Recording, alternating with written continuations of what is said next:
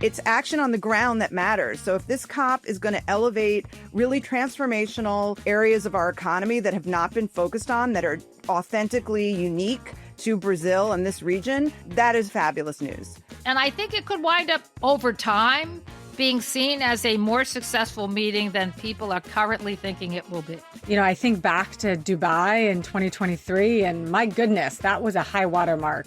It was a big deal back then, and now you can call it a trough, but just because it's a trough doesn't mean it's not productive from what COPs are actually meant to do, which is make progress on the Paris Climate Agreement and more. And if we can capture the private sector aligned with policymakers across many countries, we're going to make this next decade really deliver.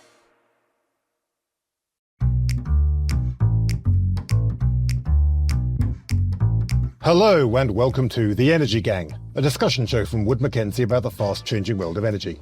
I'm Ed Crooks, and on this show we're going to be talking about the COP30 climate talks.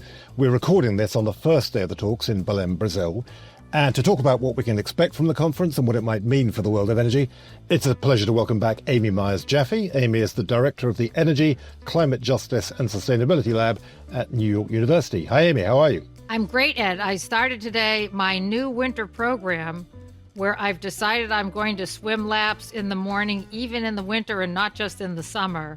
And today was my experiment on whether or not that's too cold, but I passed it, and so I'm going to stick with it. Wow, that is very impressive, certainly, yes. It's also a pleasure to welcome back Amy Harder. Amy is the National Energy Correspondent for the news service Axios. Hello, Amy. Great to have you back. It's been a while. How are you? Yeah, likewise. Well, great to be here. Things have been good. They've been busy. I've had a lot of life happen this year, but I'm thrilled to be back at Axios. A lot of life happening, that can only be a good thing, I'm sure. It's also a pleasure to welcome a new guest to the show. Lisa Jacobson is the president of the Business Council for Sustainable Energy. Hello, Lisa. Welcome to the Energy Gang. Hello, Ed. It's great to be here. I am an avid listener, so it's just super fun to be with you all. Yeah, well, likewise, great for us to have you on the show. Now, I know you're actually in Brazil right now and want to get on to talking a bit about that in just a moment. Before we do, perhaps just for a little bit of background, could you tell us a bit about the Business Council for Sustainable Energy? What do you do? We're a Washington, D.C.-based energy trade association. We were actually founded in the Earth Summit, which was held in Rio de Janeiro in 1992. So kind of coming back here to Rio. First Rio, today Sao Paulo, and soon Belem, is a real full circle of 30 years of the organization. We work with energy companies across all different industry sectors, but predominantly in the areas of renewable energy, natural gas, energy efficiency, decarbonization technologies. So really what we can put to work right now for our energy security, obviously our emissions reductions and energy reliability and resilience. And top of mind for all of us is really how do we get costs down and make this affordable? So this is really the portfolio that's ready to go. And we shape policy and we educate policymakers. We work a lot in federal policy spaces, but also in international policy spaces. Fantastic. Well, Zay, great to have you on the show. Particularly good because, as I say, you are there in Brazil, whereas Amy Harder and I are not actually going for various reasons. I know we've all been to COPs at various times in the past. We're not going this year, but you are going. You're currently in Sao Paulo, and then you're going to Belém later in the week, I think. Do you want to tell us a little bit about what you're doing there? Sure. Yes, I will be in Belém. We have our team on the ground. We have over 20 of our members and partners as part of our delegation to COP30 in Belém across all the industry sectors that I mentioned. So very strong, dynamic set of executives representing, U.S. energy technologies and ways to partner. But no, I've been here for a week. I can't believe it. I started out with 2 or 3 days in Rio de Janeiro for the Local Leaders Summit. Over 3,000 mayors, governors, policymakers at the subnational level coming together. It was phenomenal. And we had a very strong showing from the U.S. as well. Governors, mayors. The message was clear there that we're just moving on. I mean, there's so many reasons to take advantage of clean energy and energy efficiency technologies. As I mentioned, it's for cost effectiveness, affordability, as well as our energy security and competitiveness. And and jobs and prosperity for our communities in the United States. So, it's really great to hear that embraced from any vantage point that a particular local leader was coming from. So it was very inspiring. Which brings me to what I really want to talk about on this show, which is the question of, I guess, what is it realistic to expect from COP30? As we're saying, many of us are not going to Belém. We're not taking the show there this year. Partly that's just because it was logistically very difficult and expensive to do it, but also because I think there is a sense that we're not going to get anything very momentous coming out of these talks. Various reasons for that. We can perhaps discuss those in a moment, but I'm interested in all of your views on what you think we can expect. Amy Jaffe, maybe start with you on this one. What do you think? Well, Ed, I always take a slightly different take than, sort of the general consensus.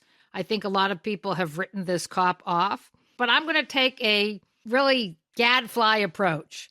So in 2021, the United States took a hard push diplomatically to try to lock people into net zero commitments for 2050. Even though there was a lot of accomplishment and there were some, talking about greater ambition and so forth, and the United States is back and a lot of hullabaloo. The bottom line is there was a bit of a backfire on who pays for all of this. It unleashed this sort of justice-oriented, what's fair, who should pay, high emitters should be the ones who pay. It created a sort of an awkward situation with China and India that they pushed back on. And as a result, the United States created these just energy transition partnerships that were supposed to somehow help countries like South Africa, Indonesia, sort of transition away from coal. And those just energy partnership agreements were not too successful in the end on the ground. The Trump administration, of course, has canceled them. So now they're, basically over from the U.S. participation point of view. But I think it took away the blame game where you could blame the United States for pushing you too hard on a commitment and trying to force people to shut down their coal. And now the onus, I think, is on the whole global community to think about, who is really negatively affected by climate change. And so you're getting different kinds of discussions, either about adaptation finance, right, or things that people can pledge to, like this global pledge to quadruple sustainable fuels, or Lula's doesn't look like it's going to succeed too much, Tropical Forest Forever Fund. But the focus is less around pressing, and more on, what could we actually all do? Like, what could be a global effort that could be successful in moving things forward? And I think it could wind up over time being seen as a more successful meeting than people are currently thinking it will be. That is really interesting. Yes. Not sure I agree with you, but I definitely think it's an interesting possibility. Amy Harder, what do you think? What are you expecting from these talks? Not every COP is created equally. And if they were, then we would be on a boring, flat road that never necessarily accomplished much or changed the course. And so I think this is definitely one of those COPs that's more of an ebb than a flow. I think back to Dubai in 2023, and my goodness, that was a high watermark in a lot of ways in terms of business interest and otherwise. And it was a big deal back then. And now you can call it a trough, but I do tend to agree with Amy in that just because it's a trough from an intention or attendance perspective doesn't mean it's not productive from what COPs are actually meant to do, which is make progress on the Paris Climate Agreement and more. And so I anticipate it'll be one of the lower headline driving COPs out there, but that doesn't mean there's not things that are accomplished. And, I feel conflicted not being there. I do find it frustrating that the COP process makes it so damn difficult to get to these places.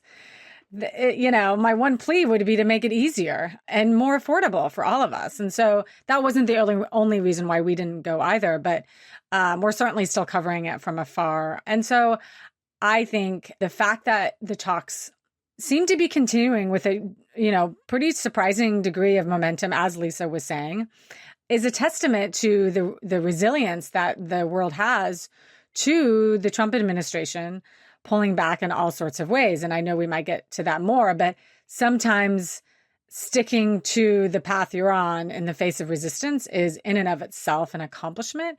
I remember being in Marrakesh at the COP right after Trump won. Back then I was with the Wall Street Journal, and my only job then was to see people's reaction to, Trump's intentions to pull out of the Paris Agreement, and nobody thought he would. And then, of course, we all know that he did, and now he's doing it again. So I'm also cautiously optimistic that it'll be more progress than maybe advertised. So, Lisa, what do you think? As you're saying, you're there sort of representing US businesses. You've also got a large contingent of US representation. What do you think can reasonably be achieved? What are your expectations for the COP? And I guess one way to put that question, what would success look like?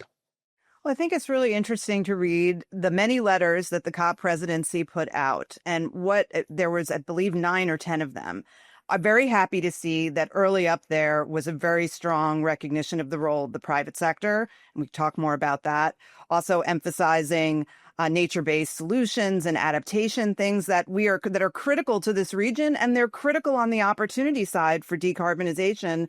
Amy mentioned what I think is, for me, the biggest deliverable of this COP, and it was only in the first day or two, even pre-COP, was this quadrupling of the production of sustainable fuels globally. We have to focus on molecules as much as electrons, and we have to make this economy-wide. And my reflection on both the local leaders summit, which was, again, subnational politicians and policymakers from around the world, and then the innovation summits that I was at over the weekend, was a focus on industrial sector emissions reductions, which is so important and healthy. We need to do it all, but these are the hardest areas. And if we can capture the private sector aligned with policymakers across many countries, we're going to make this next decade really deliver. And the businesses and all the many countries, as well as international institutions, don't function, or I guess it's not that they don't function this way. They risk manage in their own mind for 4-year transitions. They're not just in the United States.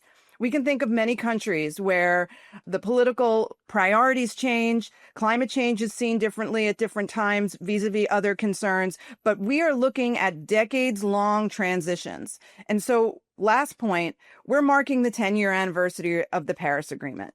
If we look back at just the U.S. marketplace over the last 10 years, with administrations that have favored very proactive policies on climate mitigation or resilience, and administrations that don't, and also everything underneath at the state and local level, we have transformed our power sector.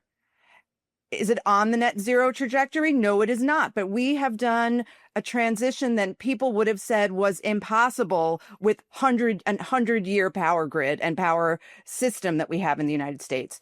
I think it's extremely exciting. And this was never going to be a linear road. There are bumps on the road with change, but I see strong commitment. And then I said it was the last point. All right, one more last point. One of the plenaries, someone made the point, why are we focused only on who's not at the table? We need to focus at who's doing stuff. And there are many countries and many companies that are. And I just want to add to Lisa's point, just to contextualize China. The first quarter, 2025, was the first time Chinese greenhouse gas emissions declined. And, part of that was, I'm sure, the slowdown of the Chinese economy, but part of that is policies that they put in place to decarbonize. And so, that is a really significant feature. And people do think that their emissions will permanently peak sometime this decade, as the Chinese have targeted, but people think they will actually stay on that target. So that's really different than where we were talking about this conversation 10 years ago. And so, these sort of high emissions numbers that we originally, we mentioned Rio and all the sort of early COPs were worried about. Now it's, not great. We're talking about 2.2 degrees warming or 2.5 degrees warming, but we're not talking about 3.5 degrees warming or 4 degrees warming, which would have been really severe for many locations in the world. Right. And I hear what you say. I think that point about, as you say, the trajectory of global emissions has been changed. I agree with that. Your point, Lisa, about how the power system of the United States, many other countries around the world, has been absolutely transformed over the past 10 years or so. That's absolutely right. What's happened in terms of China's colossal investment in low carbon energy, the way the Chinese energy system has been changed, the way that those products are being exported to the world, all of this is true. But a lot of the driving force for all of those developments was policy. And is it not the case that kind of the foot is being taken off the accelerator globally in terms of policy?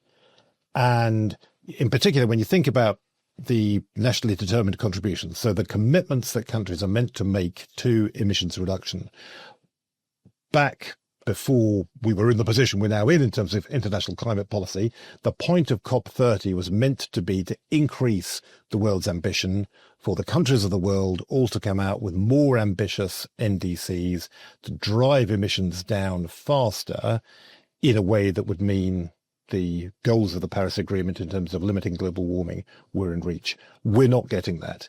As you say, Amy, if you look at the commitments that do exist, and countries have made more commitments, I think more than 70 countries have published new NDCs. You put all those together, you get to maybe a trajectory that gets us to 2.3 degrees of global warming. It still means that the Paris Agreement is out of touch. And obviously there's kind of risks around that. We could end up with more warming because that global consensus for more ambitious policy is just not there. I know, Amy, I saw you nodding Amy Harder, I saw you nodding when I started to say that. Do you think that's right? I definitely think it's worth emphasizing, and I'm going to be doing a story on that this week, actually, when the International Energy Agency releases its annual outlook. I think it's worth emphasizing and underlining that we are doing better than we thought we were. I think for those trying to address climate change, positive feedback helps. I think typically, as far as humans go, carrots are kind of better than sticks in that regard. And so I think that's worth emphasizing. There's also been some reports by DNV and others that show, and I'm sure Wood Mackenzie as well, that shows the Trump administration's rollbacks are slowing down the transition in the United States, but it's not having so far a tangible impact on the global trajectory. Now, of course, I remain humble and we don't know what the future holds, but I do think the transition is happening such that it's not going to stop or go in reverse. I think it's going to slow down, if anything. And so I think that's really worth talking about for a story that's usually just doom and gloom. I think the question is, Amy, and I'd love your opinion on this, and also Lisa, because you have such a great vantage point from the business community. In a lot of locations, there are a lot of technologies that win on the basis of commerciality. Policy is helpful. I agree with Ed. Policy has been really, really material. Up until now, it's been really a driving factor. And, the EU carbon border adjustment and some of their other sort of far-reaching regulations, if you want to sell things to Europe, still kind of a bit of a driver.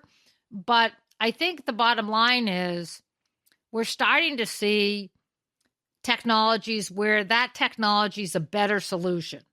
And that might be because countries aren't trusting the global LNG market because of what happens in 2022. So they're thinking about energy security. Could be in some locations where renewables are just easier and cheaper to install. I do think we're starting to see some element where the business case might drive things forward and not have to be always driven by some top-down measure. I would agree with that. And, when you look specifically at what the Trump administration has done to repeal parts of the Inflation Reduction Act, the administration has targeted more mature technologies, electric vehicles, wind and solar, which we can now say are more mature and are moving forward despite the rollbacks, slower than before, but still moving forward.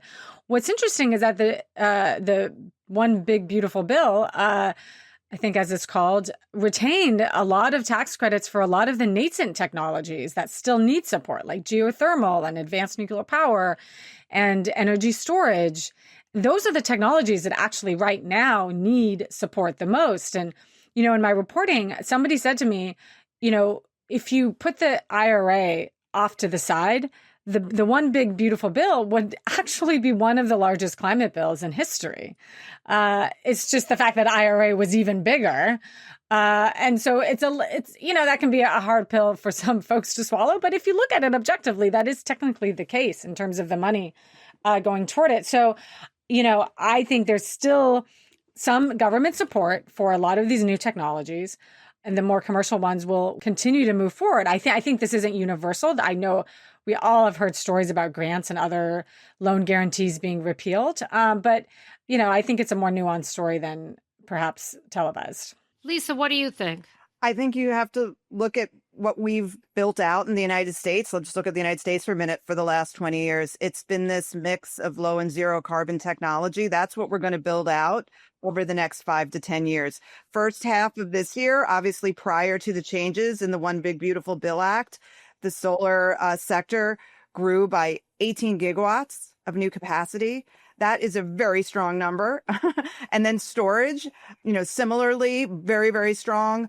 30 gigawatts of total capacity. Again, that was with these very favorable tax credits. Some of them, like for storage, are still in place, though they will be used in the marketplace differently.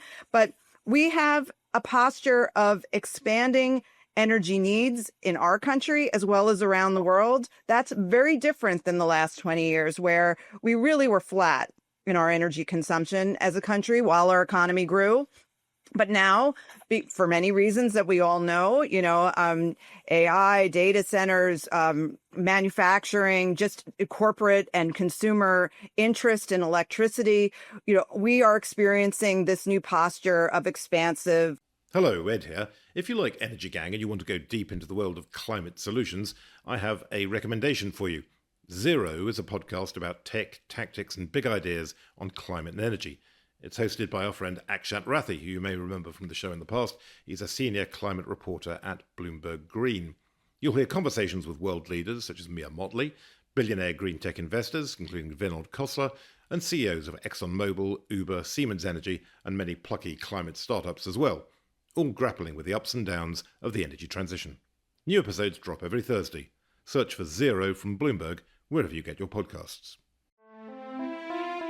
When I first started doing this, and I would talk about climate change, it was like another subject, like geology, hydrology, meteorology, and it was well received. And then at some point it got politicized. What made climate change political was the most comprehensive, longest-running propaganda campaign in U.S. history. I'm Amy Westervelt, the host of Drilled, a true crime podcast about climate change. Listen and subscribe wherever you get your podcasts. Demand. And what are we going to meet that demand with, especially in the next 5 to 10 years? It's going to be this portfolio of low and zero carbon technologies on the supply side and the demand side. And I think it's extremely important that the Trump administration retained and is thinking about how to support other technologies, as Amy was saying, like geothermal, like nuclear, like carbon capture storage. We're hopeful, like Amy Jaffe was saying, that hydrogen and other clean and sustainable fuels will continue to get a boost in North America, because we are poised for such innovation and economic benefit to the United States if we are in these markets. And, going to a lot of commercial conferences since One Big Beautiful Bill Act passed, people still say, yes, there are challenges, but we want to invest in the U.S. We want to partner with U.S. industry. You're best in class. And so that's why the private sector just needs to keep on with it. Some things will change. Some things will get reorganized. Some things won't happen, but the direction of travel is clear. I accept all that. I'm sure you're right. To be clear, though, as you say, the US is adding a lot of solar generation. It's adding a lot of battery storage. It's also adding a fair bit of gas-fired generation as well, right? If you look at the projections over the next 5 years. Yes. Essentially, it's those three technologies which are meeting increased power demand. More solar, more storage, and more gas. Right. Well, I mean, there's opportunities to decarbonize gas. And, there are projects announced that incorporate carbon capture or other technologies. I mean, we're really favorable and hopeful for the prospect of renewable natural gas and biogas. I mean, hydrogen ready plants. I mean, these things are happening. So I don't think this view that the emissions associated with some of these plants, as they may be envisioned for the first 5 years, are going to be what their carbon intensity is going forward. It's a portfolio. And I think the market will respond. It has been. Obviously, the lack of federal leadership has an impact. We cannot mask over that. We could be doing much more with alignment and support across all of the energy sector. But on the other hand, we have a lot of work to do at the state and local level. And we need to do a lot with workforce. We have to shore up our supply chains. There's a lot of work that needs to be done. And that's what we're trying to emphasize with other businesses and B2B conversation, as well as with policymakers. So we want to work with those that want to work with us, and there are many in the U.S. that do. And Ed, let's just be clear. Countries can build capacity. They can put in coal, they can put in natural gas, but the jury is out, in my view, whether those assets will be stranded or not. And you already have companies and countries saying, most notably one of the biggest oil companies in the world last week was saying that, oh, they get it. There's not going to be increased oil use in the transportation sector. It's all going to move to plastics and petrochemicals. And of course, the United States tried to nix the Global Plastics Treaty. But the point is, people acknowledge this change. And, you know, industry has a tendency to overbuild during cycles. We're seeing that now because there's too much oil capacity in the market this 10 seconds. We don't know how that's going to turn itself around. It might, you know, as China's economy maybe it recovers a little bit if the trade war stabilizes on a non-conflictual way. But bottom line is there could still be headwinds, and you could wind up down the road with some of these fossil fuel assets becoming stranded assets over time. Right, sure. Yeah, no, that is a good point. So I want to think a bit about then the question of how COP30 might change any of these calculations. One of the things I've seen is it's been billed quite often as the implementation COP, which I don't really know what that means, I have to admit. I mean, it feels like a kind of a polite way of saying this is a COP where there aren't going to be any big new international agreements signed. You know, it feels like sort of a way of saying this is about incremental progress and everyone getting together to say, yes, we will do more, rather than trying to do anything new. Is that right, do you think? I don't know who came up with the name Implementation COP, but I would not agree that that's a good name for anything. The word implementation doesn't exactly roll off the tongue, but it is the case that this is more of a workhorse type COP, and that's what that reflects. And, you know, I think that's fine. It's been 10 years since the Paris Climate Agreement, and there's a lot of boring but important work to be done. Well, I think the interesting thing from this COP, see if Lisa agrees with me, having been at the pre-meetings, is that there seems to be an interest in talking about land use, which is sort of the unattended opportunity. You know, we had this debacle for several years in the carbon offsets market that made land use suddenly scandalous. But now we have more AI that we could throw at that. And you have some big parties throwing down commitments. I mean, China is saying that when Xi Jinping gave his address on China's commitment for the new NDC, it was, you know, pretty lackluster, but he did mention scaling up forestry in China. Of course, Brazil is trying to lead some kind of an effort, which again, they've been criticized for being a little bit hypocritical, like they're making this big international appeal while they're actually doing some oil drilling at the mouth of the Amazon. But, you know, I think that to the extent, and Lisa mentioned this, you know, new focus on industrial emissions and things like the IMO effort, which unfortunately the United States, you know, worked hard to scotch, but, you know, still out there with shipping companies trying to make real decisions, including China, which is, you know, a majority of shipbuilding today. So there are some interesting opportunities for different focus that could come out of COP30 that is not the traditional raising ambition. We're hitting net zero. We have to push everybody to hit net zero. There's not going to be a lot of that rhetoric, I don't think, coming out of this COP. But it's almost like if you wanted to maintain optimism, what you would say is, well, people are getting down to some of the hard work, like getting countries like Brazil and China and others to say we're going to add forest land, we're going to preserve forest land is super important. Yeah, that's really interesting. So, Lisa, what's your take on that? I mean, do you think then that we might actually see real impacts from some of these sort of smaller scale things that Amy's been talking about, kind of sectoral initiatives and so on, that might actually make a difference to what happens in the world? I certainly think land management, agricultural sector focus, industrial processes, these things really will make a big difference. And then, on sustainable fuels, that was not part of the conversation in a formal way. And now we have this commitment.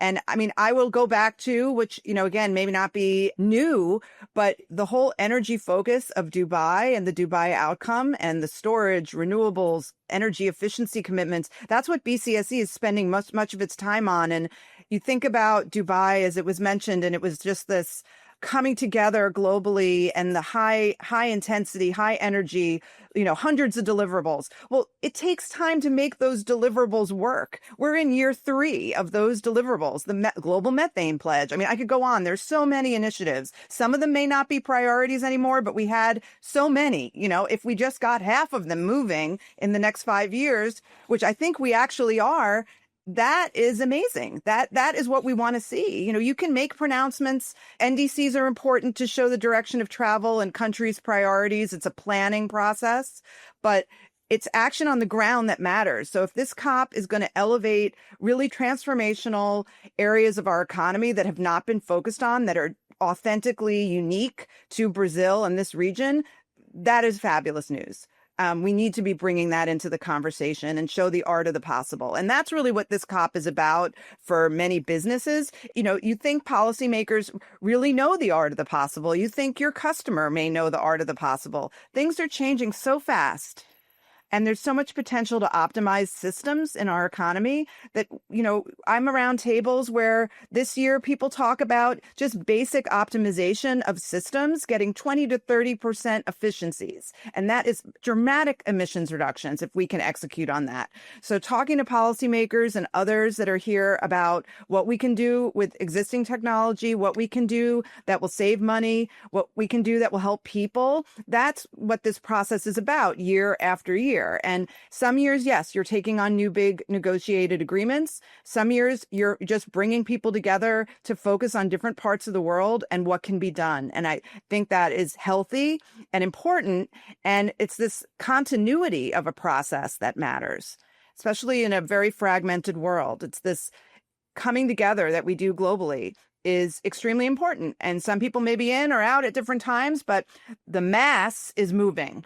Right. And that's something I think I agree with very strongly. Having been to a few COPs, it's very clear that just the simple act of getting the world together to think about climate change and to think about what should be done about it is actually valuable in itself. And just the connections that are formed, the exchange of ideas, all of that is valuable in itself, even if, as you say, the governments of the world don't make a massive amount of progress or any progress at all in actually driving forward international agreements. But they have an international agreement, though. We already have one. It's called the Paris Agreement, which kind of I was around for 15, 20 years in this process, as some of you may have been too, but that was tortuous and it was not getting us anywhere. My first COP was Kyoto. So we wanted to be freed from that very painful and not always productive dynamic of renegotiating every year what we're doing.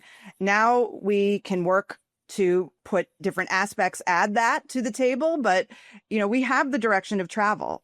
I think too much time was spent in Dubai, whether we were going to say we're abandoning fossil fuels or we're not abandoning fossil fuels, when the substance of whether people were really going to do it or not was not tied to having 4 words or 10 words in a communique. Right? I think what's interesting about where we are now is how difficult it would be for the oil industry to actually kill the direction of travel. And to me, if people would focus on it, that could be the big takeaway of COP30. Not necessarily communiques or these big agreements, though there might be a couple, right? It's really that killing the direction of travel, having 100 guys come or 100 men and women come from the oil industry to try to kill the deliberations, or have some country come and try to kill the deliberations, that you can't actually kill the direction of travel.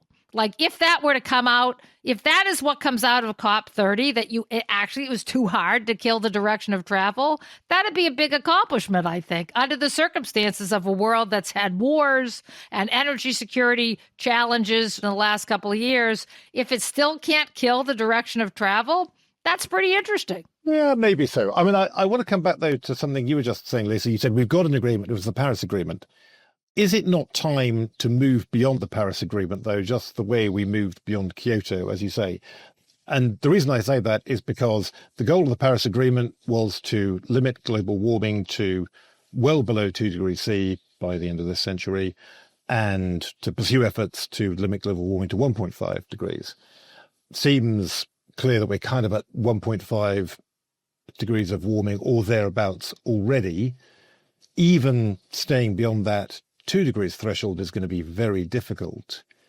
And so, question, what is the real force of Paris now if the world is apparently failing to meet those objectives? It's failing to make the commitments required to put emissions on a trajectory to meet those objectives. Don't we need something else? No. I mean, that is, if you look at the language of the Paris Agreement and its structure, it had the flexibilities we need to adjust to the rocky road, the bumpy road of travel. It is not going to be linear.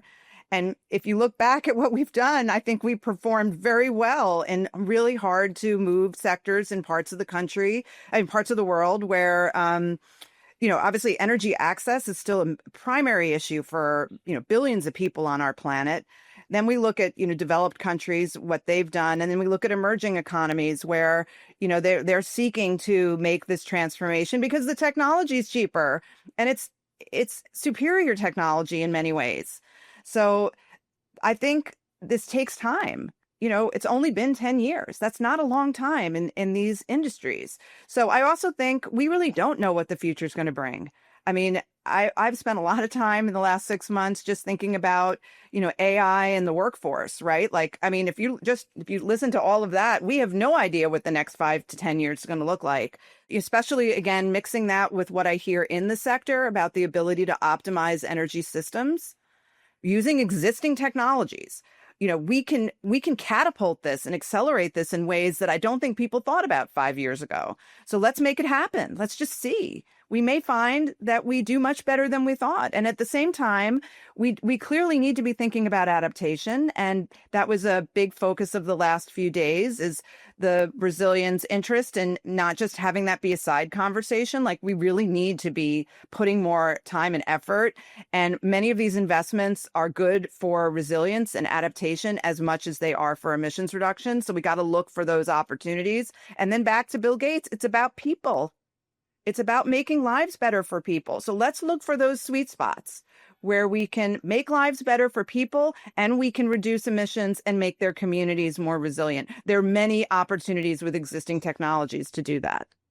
I've spent a lot of time covering Bill Gates's memo in the last couple of weeks. And so I've read all 17 pages, which I suspect most people, most politicians anyway, probably have not. And to bring it back to your question, Ed, about whether or not we should redo the Paris Climate Agreement, I think if you got down to page 17 of his memo, he has 2 recommendations for the COP organizers.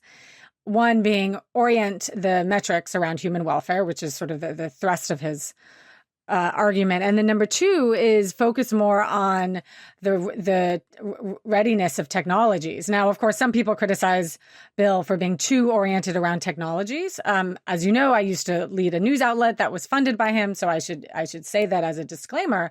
But I tend to agree with him in that regard. And so instead of throwing out the Paris Climate Agreement, maybe there needs to be a rejiggering of how these climate talks work and what they focus on. And your question, Ed, also brings to mind for me, this question about goals and what the purpose of goals are.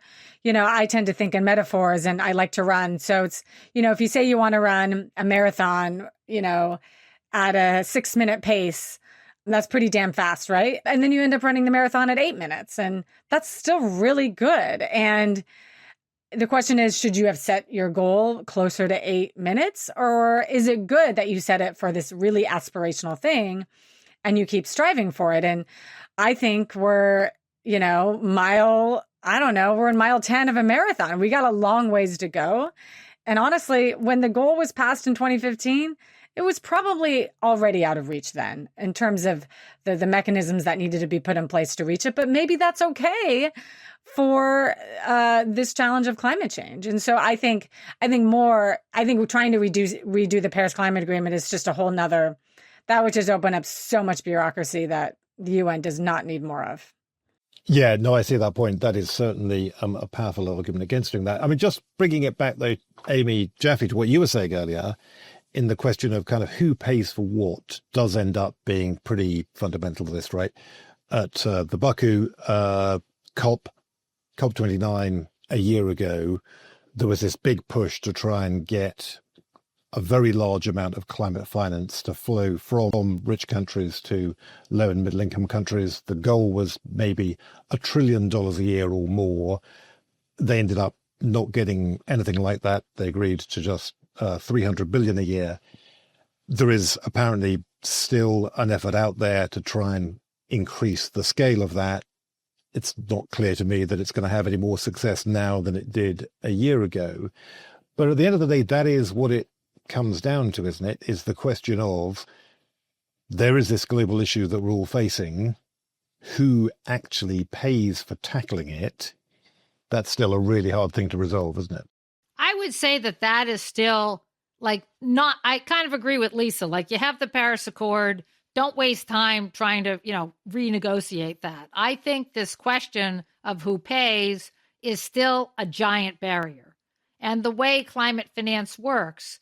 So a little bit of progress was made on this. I'd be interested to hear what Lisa's hearing on the ground. I keep thinking that it's very hard to do that without some kind of carbon pricing. So it's too bad that we have the politics we have here in the United States. And so the IMO carbon tax is delayed. The reason I say that is not even just because of progress in the shipping industry, because I think the shipping industry and a lot of ports around the world are starting to kind of move forward on decarbonization slowly, but that sector is starting to, focus on it. I think that where the opportunity problem comes is that, a 1% tax on all first-class airline travel, or this thing where shippers would pay some kind of a tax, and you would use that to actually pay for some of the money that needs to go into low-income countries and low-lying island countries and some of these very hard expenses that are more difficult to fund through commercial ventures and through traditional green bond markets and things like that. I think that's where the heavy work needs to be done. And I have to say, having studied the national adaptation plans of the Global South, and then matching that and comparing that to the commitments of, sort of grants and kind of like these international, multinational funds that, participate, there's a big disconnect. And part of that disconnect is the countries really need money to salvage agriculture and to handle water. And a lot of the money doesn't go to that. So I commend Bill Gates for his announcement to help small-scale farmers who do, in the end, produce a third of global food production. On the other hand, no offense, $1.4 billion over 4 years is a pretty small amount coming out of a major foundation. And so, I do feel like philanthropy and private sector, I had a student who worked for the Clean Cooking Alliance this summer through my student fellows program. And it was really disappointing. After listening to the BS of the oil and gas industry about how we have to do something for the, these people who have no energy access and how propane is a solution. these guys weren't actually willing to give money to a charitable organization that actually does set Kenya and other countries on the trajectory to be able to improve energy access. Like, I thought my student could just help with this program and they would gear up and get behind the tailwind of Secretary Wright, and these energy companies were just going to pour money into this. Is the only NGO that actually works on the ground with governments. I mean, there are others that do it, but these guys go way into the weeds. Okay, so they're a really strong organization. And it was really uphill. That is very interesting. That's a great call to action. If any listeners are out there who would like to support energy access, get in touch, and I'm sure Amy can connect you to the right people. But as you say, there does seem to be, a disconnect there, and arguably that's symptomatic of this fundamental issue about what we're really arguing about here is resource allocation and who gets access to energy and who doesn't. Just wanted to focus in on one thing, just because it is, I think, important in terms of concrete outcomes that could come from COP30. This pledge on sustainable fuels, this target of quadrupling the output of sustainable fuels, meaning biofuels plus fuels derived from low carbon hydrogen, synthetic fuels and so on. This is something I know that the Brazilian government, the hosts, are very keen on. They've been supporting it. Has this actually been adopted internationally? Amy, do you know what's happened here, or do we expect it will get adopted? And if so, what might it mean? I can start. I may not have the most complete information, but I know it was first presented by the Sustainable Business COP leaders, maybe during Climate Week or in the last couple of weeks. And then Brazil, joined by several other countries, have made this announcement as of 2 or 3 days ago. And so I don't know what their goals are in terms of getting it adopted into any of the outcomes documents. But as I mentioned, the COP presidency has 10 letters issued on some really important topics. This sustainable fuels effort is so critical, so exciting. I mean, again, I sat in a bunch of different conversations with governments and industry leaders on it and other stakeholders over the last couple of days, and it really got me fired up. So I don't know if either Amy has more information to share. Well, let me just say this one thing, Ed, about it, because I like to focus on the positive. United States biofuels production hit a record high this past quarter.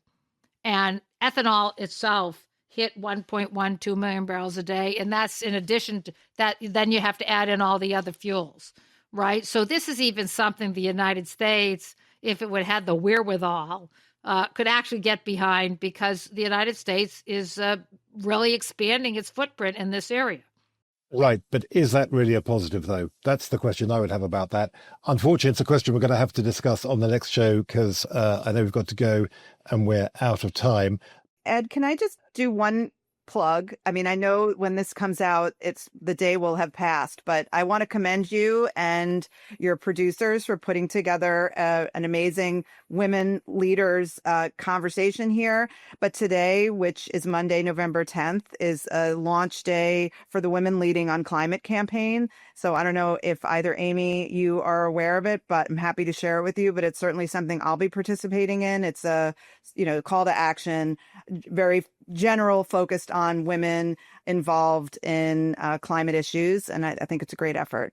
Catherine McKenna is one of the leaders of it, former Canadian negotiator. Tell Catherine I say hi, because we wrote a piece on this subject a couple years back together. So glad to see she's still out there in the trenches, moving the agenda forward. Yeah, great point. Thanks very much indeed for raising it.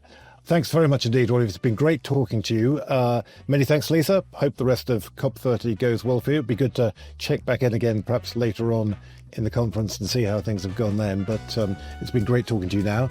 Many thanks, Amy Harder. Great to be here. Thanks again for having me. Yeah, very good to see you again. Many thanks, Amy Myers Jaffe. Great to be here, Ed, as usual. Nice to join Amy and Lisa. Thanks to our producers, Stuart Duffy, Toby Biggins-Gilchrist and Dan Cottrell. And above all, as ever, many thanks to all of you for listening. We really value your feedback, so please do keep that coming. And we'll be back soon with all the latest news and views on what COP30 means for the future of energy. Until then, goodbye.